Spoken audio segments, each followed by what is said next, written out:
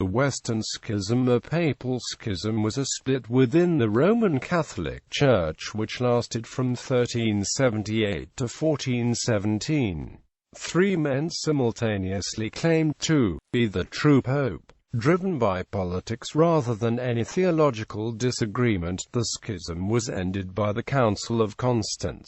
For a time these rival claims to the papal throne damaged the reputation of the office. The affair is sometimes referred to as the Great Schism, although this term is typically reserved for the East-West Schism between the Western churches answering to the See of Rome and the Orthodox churches of the East. Origin: the schism in the Western Roman Church resulted from the return of the papacy to Rome under Gregory XI on January 17, 1377, ending the Avignon papacy, which had developed a reputation for corruption that estranged major parts of Western Christendom. This reputation can be attributed to perceptions of predominant French influence and to the papal curia's efforts to extend its powers of patronage and increase its revenues. After Pope Gregory XI died in 1378, the Romans rioted to ensure the election of a Roman for pope. On April 8, 1378, the cardinals elected a Neapolitan when no viable Roman candidates presented themselves.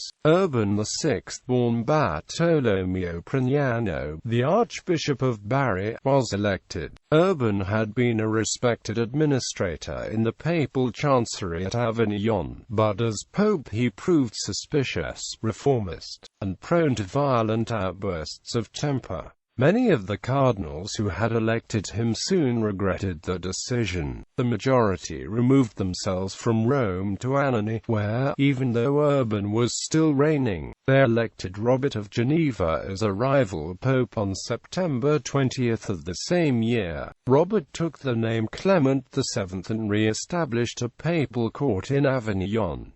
The second election threw the church into turmoil. There had been anti-popes, rival claimants to the papacy, before, but most of them had been appointed by various rival factions. In this case, a single group of leaders of the church had created both the pope and the anti-pope. The conflicts quickly escalated from a church problem to a diplomatic crisis that divided Europe. Secular leaders had to choose which claimant they would recognize. Avignon, France, Aragon, Castile and Leon, Cyprus, Burgundy, Savoy, Naples, Scotland and Norway. Glyn's rebellion in Wales recognized the Avignon claimant. Rome, Denmark, England, Flanders, the Holy Roman Empire, Hungary, Ireland, Norway, Portugal, Poland, Sweden, Republic of Venice, and other city-states of northern Italy recognized the Roman claimant.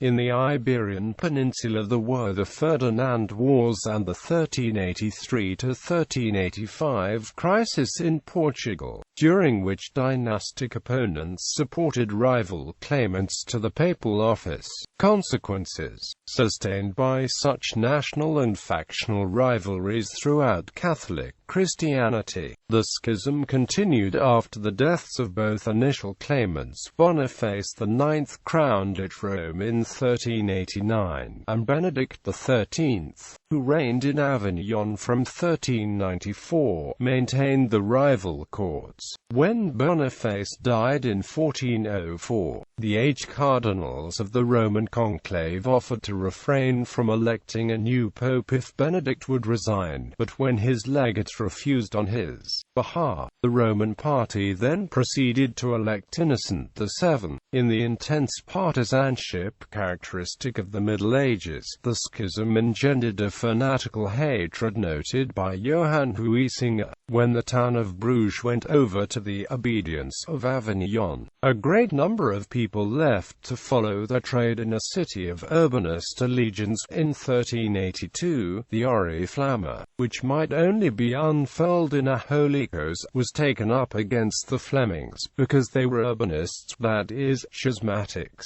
Efforts were made to end the schism through force or diplomacy. The French crown even tried to coerce Benedict XIII, whom it nominally supported, into resigning.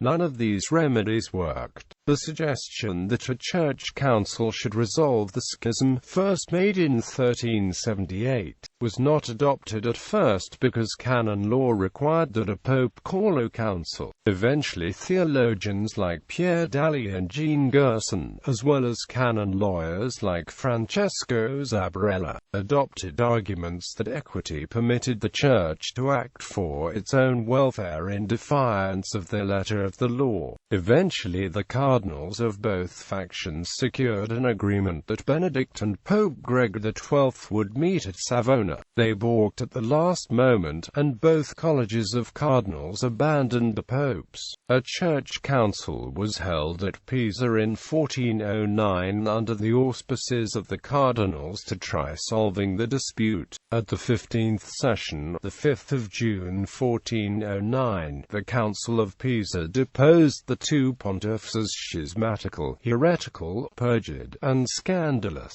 But it then added to the problem by electing another incumbent, Alexander V. He reigned briefly from June 26, 1409, to his death in 1410, when he was succeeded by John XXIII, who won some but not universal support. Resolution. Finally, a council was convened by Pisan Pope John XXIII in 1414 at Constance to resolve the issue. This was endorsed by Gregory XII, Innocent VII's successor in Rome, thus ensuring the legitimacy of any election. The council, advised by the theologian Jean Gerson, secured the resignations of John XXIII and Gregory XII, who resigned in 1415. While excommunicating the claimant who refused to step down, Benedict XIII, the council elected Pope Martin V in 1417, essentially ending the schism. Nonetheless, the Crown of Aragon did not recognize Martin V and continued to recognize Benedict XIII. Archbishops loyal to Benedict XIII subsequently elected anti-pope Benedict XIV, and three followers simultaneously elected anti-pope Clement VIII. But the Western Schism was by then practically over. Clement VIII resigned in 1429 and apparently recognized Martin V. The line of Roman popes is now recognized as the legitimate line. The confusion on this point continued until the 19th century. Pope Pius II decreed that no appeal could be made from pope to council. This left no way to undo a papal election by anyone but the elected pope. No such crisis has arisen since the 15th century, and so there has been no need to revisit this decision. The alternate papal claimants have become known in history as anti-popes. Those of Avignon were dismissed by Rome early on, but the Pisan popes were included in the Annuario Pontifico as popes well into the 20th century. Thus the Borgia Pope Alexander VI took his regnal name in sequence after the Pisan Alexander V. Gregory XII's resignation was the last time a pope would stand down from papacy before death until the resignation of Pope Benedict XVI in early 2013. Historiography. According to Broderick, that still shrouds the validity of the three rival lines of pontiffs during the 4 decades subsequent to the still disputed papal election of 1378. This makes suspect the credentials of the cardinals created by the Roman, Avignon, and Pisan claimants to the Apostolic See. Unity was finally restored without a definitive solution to the question, for the Council of Constance succeeded in terminating the Western Schism, not by declaring which of the three claimants was the rightful one, but by eliminating all of them by forcing their abdication or deposition, and then setting up a novel arrangement for choosing a new pope acceptable to all sides. To this day the Church has never made any official, authoritative pronouncement about the papal lines of succession for this confusing period, nor has Martin V or any of his successors. Modern scholars are not agreed in the solutions, although they tend to favor the Roman line.